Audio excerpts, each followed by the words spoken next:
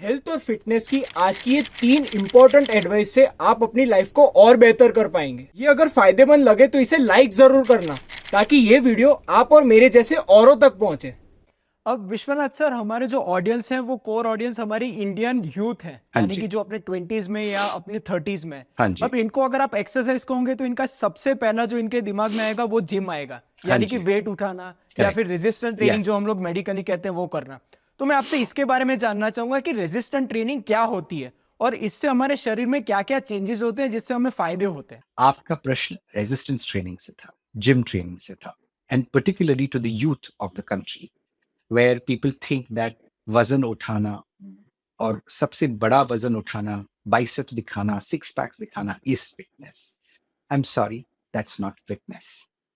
अगर बाइसेप्स, बड़ा biceps fitness होता तो सारे बॉडी बिल्डर कभी भी ना इंजर्ड होते, ना उनको हार्ट अटैक आता, ना उनको कभी भी लोअर बैक पेन होता, ना कभी वो नी सर्जरीज करा सकते। In fact these power lifters and weight lifters are the ones which are very very injured. They are the most injured population in the entire genre, so to say. अगर flexibility मतलब पेचीदा position लेके split करना या फिर पाँव को ऊपर ऐसे ये करना, अगर ये फिटनेस होता तो कोई भी डांसर या जिमनास्ट आज तक इंजर्ड नहीं होता, या फिर वो हमेशा हेल्दी रहते, उनको ना कभी डॉक्टर की जरूरत पड़ती, ना कभी क्लिनिक जाने की जरूरत पड़ती, ना कभी फिजियो की जरूरत पड़ती। So the bottom line is fitness सिर्फ कार्डियो, सिर्फ रेजिस्टेंस ट्रेनिंग या सिर्फ फ्लेक्सिबिलिटी नहीं है, इन तीनों का मिश्रण फ्लेक्स फिटनेस है। So this is my line to the youth, whoever is listening and viewing this particular podcast, that fitness is an amalgamation of three things. कसरत तीन चीजों का मिश्रण है, एक कार्डियोवास्कुलर, दूसरा रेजिस्टेंस ट्रेनिंग एंड तीसरा फ्लेक्सिबिलिटी।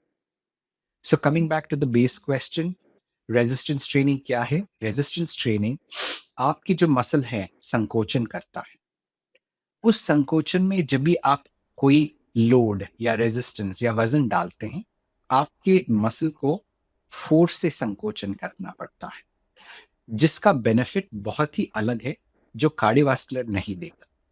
सो कार्डियोवास्कुलर एक्टिविटी बेनिफिट्स कार्डियोवास्कुलर करके ही मिलता है, और रेजिस्टेंस ट्रेनिंग की एक्टिविटी करने से रेजिस्टेंस ट्रेनिंग की ही बेनिफिट मिलती है, और फ्लेक्सिबिलिटी ट्रेनिंग करने से ही बेनिफिट्स मिलती है। तो अ सिंपल एग्जांपल, राइस खा के पास्ता का स्वाद नहीं आता, पानी पूरी खा के आपको रगड़ा पैटिस का स्वाद नहीं आता। वेरी सिंपल, जो चीज खाओगे उसी का स्वाद आता है। सिमिलरली कार्डियो करोगे उसी का बेनिफिट मिलेगा, रेजिस्टेंस ट्रेनिंग करोगे उसी का बेनिफिट मिलेगा, फ्लेक्सिबिलिटी करोगे उसी का बेनिफिट मिलेगा। इन शॉर्ट, ये तीनों चीजें करना बहुत जरूरी है ताकि हमको, I always consider human beings are greedy, we are greedy at the end of it, तो हमको सब चीजों का बेनिफिट चाहिए। सो अभी एक स्मार्ट ह्यूमन बीइंग ऐसा होता है कि ये सारी चीजें करे, लेकिन ऐसे स्मार्टली करे ताकि वो ज्यादा ओवरलोड भी ना हो, ओवरवेलमिंग भी ना लगे, और ऐसा भी नहीं लगे कि यार अभी कसरत करना है। It has to be smart, it has to be interesting, it has to be fun.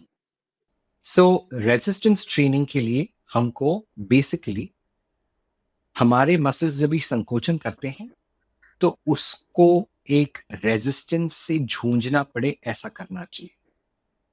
For example, common example, कौन से रेजिस्टेंस से हम लोग वाकिफ हैं? ज्यादातर लोग डंबल और बारबेल देखेंगे जो जिम में जो सामग्री अवेलेबल है, लेकिन लोगों को ये नहीं पता कि हमारा शरीर का वजन, body weight is also big resistance, क्योंकि हम जो भी वजन उठाते हैं, डंबल हो, बाबेल हो या फिर बॉडी वेट हो, ये गुरुत्वाकर्षण के विपरीत उठाते हैं। So our muscles have to technically become stronger to resist weight against gravity, gravity, या and that's how you become stronger. उसके भी तकनीकी जानकारी है, मतलब एक हफ्ते में कितनी बार रेजिस्टेंस ट्रेनिंग करें, एक हफ्ते में अगर रेजिस्टेंस ट्रेनिंग करें भी तो उसकी तीव्रता क्या होनी चाहिए, और वो एक जो रेजिस्टेंट ट्रेनिंग का जो एक्सरसाइज है कितने समय तक होना चाहिए। अगेन ये बहुत ही कॉम्प्लेक्स तो नहीं कहेंगे, लेकिन इसके लिए बहुत एजुकेशन होना जरूरी है। और इस शो पे हम लोग पूरी फिजियोलॉजी तो खोल नहीं सकते, तो मेक इट वेरी सिंपल। एक आम आदमी के लिए हफ्ते में 2 से 3 बार रेजिस्टेंस ट्रेनिंग करें तो बहुत ही बढ़िया होगा। In fact American college of sports medicine के रिसर्च में ये भी देखा गया है कि even once a week gives a good amount of benefits.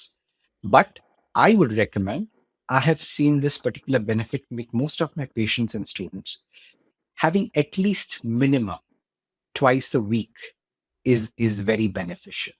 ये minimum है। Next, जो मांसपेशियां हैं, ओके, हर एक मांसपेशी के पीछे अगर आप 2 से 3 सेट, अभी सेट का मतलब क्या है? सेट वो शब्द है जिसमें बहुत सारे रेपिटेशंस होते हैं। तो रेपिटेशन क्या है? रेपिटेशन मतलब एक मूवमेंट। फॉर एग्जांपल, लोग जब भी बाइसेप कर्ल करते हैं, ये एक रेपिटेशन हो गया। From start to end is 1 repetition.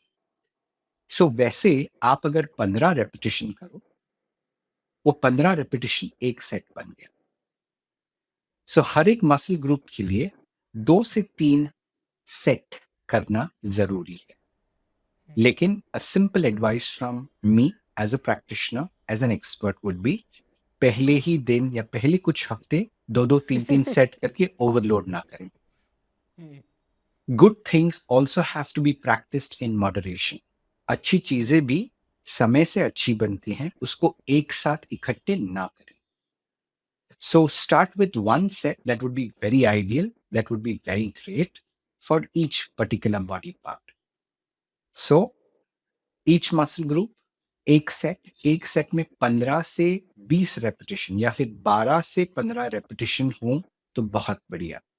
Now the next part comes, which is a very important part, is हम हमारा वजन या लोड, भले ही बॉडी वेट हो, मतलब जैसे पुशअप करते हैं या स्क्वाट करते हैं या फिर डंबल्स जो इतने सारे हैं, कौन सा ले ले, या बारबेल पे हैं तो फिर कौन सा प्लेट बारबेल पे डाले जो हमारे लिए सुविधाजनक या बेनिफिशियल होगा। The simplest rule of thumb would be, जब भी आप शुरू करें, वो एक ट्रायल एंड एरर मेथड होता है। और वो जब भी आप शुरू करेंगे, the biggest focus should be on आप किस फॉर्म और तकनीकी से वो मूवमेंट आप करते हैं, ना कि सिर्फ वजन उठाते हैं। वो किस फॉर्म और टेक्निक से उठाते हैं, वो ज्यादा इंपॉर्टेंट होता है। सो ये फॉर्म एंड टेक्निक जो है, ये इस अपने आप में एक बड़ा पीएचडी करने वाला टॉपिक है। Yeah. So I will not go in there in detail, but I will definitely say for the benefit of our viewers कि भले स्क्वाट हो, पुशअप्स हो, जो भी सिंपल मूवमेंट्स हैं, आप सहज से करें, लेकिन ये जरूर कॉन्फिडेंस रखें जो आप जो भी कर रहे हैं उसका फॉर्म और टेक्निक बढ़िया। जब तक फॉर्म और टेक्निक बढ़िया नहीं होता, आप अपने शरीर पे वजन या लोडिंग ना करें।